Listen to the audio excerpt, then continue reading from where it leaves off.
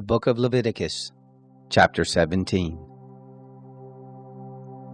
The Lord spoke to Moses, saying, Speak to Aaron and to his sons, and to all the children of Israel, and say to them, This is the thing which the Lord has commanded.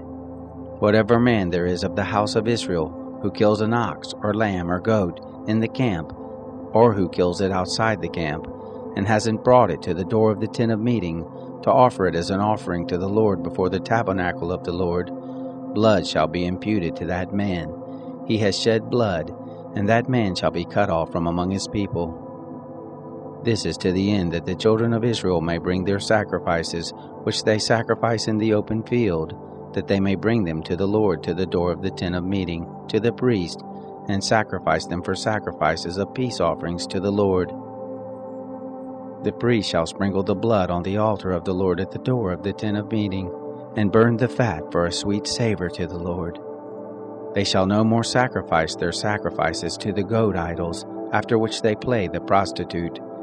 This shall be a statute forever to them throughout their generations.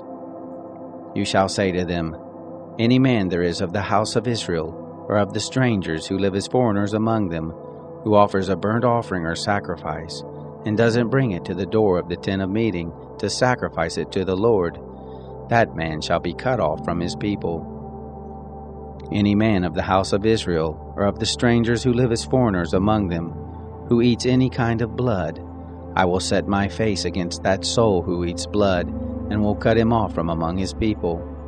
For the life of the flesh is in the blood, and I have given it to you on the altar to make atonement for your souls. For it is the blood that makes atonement by reason of the life. Therefore I have said to the children of Israel, No person among you shall eat blood, neither shall any stranger who lives as a foreigner among you eat blood.